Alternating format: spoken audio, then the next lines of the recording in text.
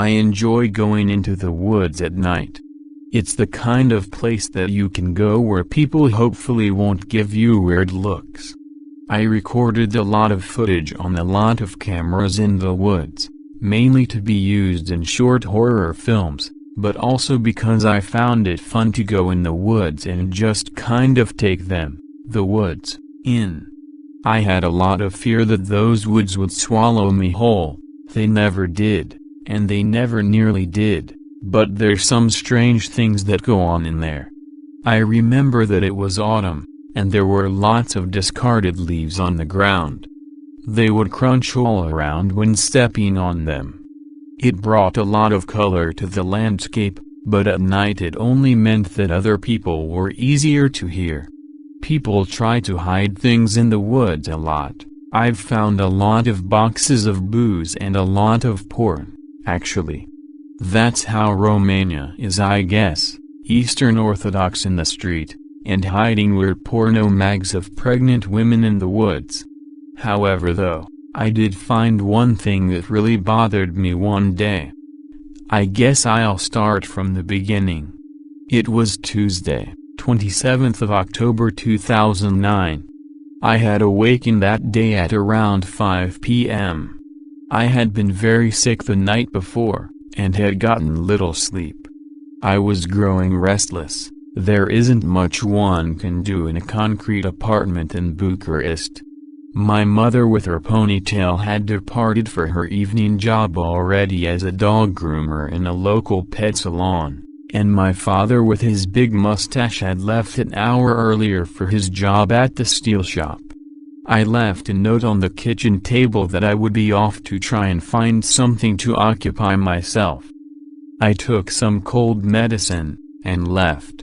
The local bus in Bucharest is pretty decent. Most European transport is. I went to Baniza Forest that day, a 40-minute ride from my apartment. Later in my life I would spend a lot of time in Hoia Forest, considering that I later moved to Cluj for college. This is irrelevant though. After getting something to drink from a vending machine, I got on the 7 o'clock bus. It was surprisingly sparse if I remember right, but it was just another bus ride. After getting off the bus, I hiked for around an hour into the woods. There wasn't really much to speak of. I walked by a new, and probably illegal, development project that was adding another invasive office to Baniza, drawing to some deed from an old man in the 30s or whatever bullshit they come up with. I guess I can't complain though. People make the woods interesting, and if it wasn't for people I'd probably be having a nice midnight wank right now, so I really can't complain, I guess. It was around 1 a.m. at this point, I think. I wasn't wearing a watch at the time, and I didn't have a cell phone. I remember it being 5 a.m. when I got back home though, which makes sense. I was in a pretty dense section of the woods, fairly far away from human intervention. It was around this time I heard some footsteps, and things clunking around. I heard really loud thuds, around 90 meters from me. I instinctively turned off my flashlight and squatted down. Here's the thing, Baniza Woods is a bit of a mess, or it was at the time. You could easily wander onto private property by mistake, even in the remote wilderness. I didn't remember seeing anything that could ping someone, and I don't remember seeing any structures that could hold people to come and get me, but I also wasn't sure. I'm not one to want to found when maybe I shouldn't have been there. Anyway, after being in stealth for a bit, squatted down next to a big tree and not making a noise, I heard voices. I couldn't tell what they were saying at the time, though I don't think it was in a language I could speak, not Romanian, English, or Russian. I couldn't tell at this distance. I think I was around 80 meters out. I then heard footsteps away, and I waited for a long time. It felt like forever that I watched the dark clouds, hearing an old owl hoot over and over. I turned my flashlight back on, putting on its slow light setting as to not bring too much attention to myself, and decided to investigate what I heard thunking down in the brush. I tiptoed over to what were closed cardboard boxes, though they were only closed with one piece of tape, just a small bit for such a large box. I imagine the box was around 70 centimeters tall, and 45 centimeters wide.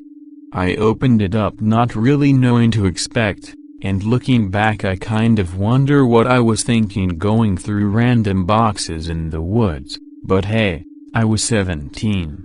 And what was in the box? Not porno mags, that's for sure. Clothes, women's clothes, and a lot of them. And I do mean a lot. I looked in and was super surprised to see that it wasn't just women's clothes, but really, really expensive women's clothes. There was a 1,700 Lu women's coat on the upper portion of the box, more than my mother and father's monthly salary. The price tag was still attached too. I took a look at the boxes they were in, and they were dirty. One of the boxes was almost half green, it was so dirty. I was really confused. This is a lot of money worth of clothes just to put in boxes like these, especially in the woods. What were they doing in the woods anyway? I was so infatuated with the boxes that I didn't hear the light footsteps come up from behind me. "Hello, sir. I think you are in the wrong place," a delicate American woman said to me from behind. I turned around in a panic. She was a small woman, around 165 centimeters tall. She had blonde hair, and was wearing a black track jacket. I didn't really know what to say to her. It's the only thing I can clearly remember her saying. "I think you are in the wrong place." The rest is a blur. She saw me looking at the boxes and said that I really needed to leave before they got back. And so I did, and I really went to. I sprinted through the woods in fear. What would they do to me? I was out of breath far before I stopped sprinting. I was practically running on fumes at that point. I didn't know how far I was, I just knew I had gone in the right direction to go home. In around a 15-minute walk I was back on the sidewalks of Bucharest. I rested at a bench next to a stranger. We talked a bit, and I told him what had happened. He said that he wasn't surprised strange things were going on up in Baniza, and said that lots of weird things had been happening up there lately due to the new developments by the neighborhoods recently. After my short rest, I took the long walk home. It felt like forever. My parents had already gone to bed. I didn't tell them that this ever happened. They both died in a car crash when I was 19, so I didn't really get much of a chance to. The next day, I tried to find the boxes again, to see if they were still there.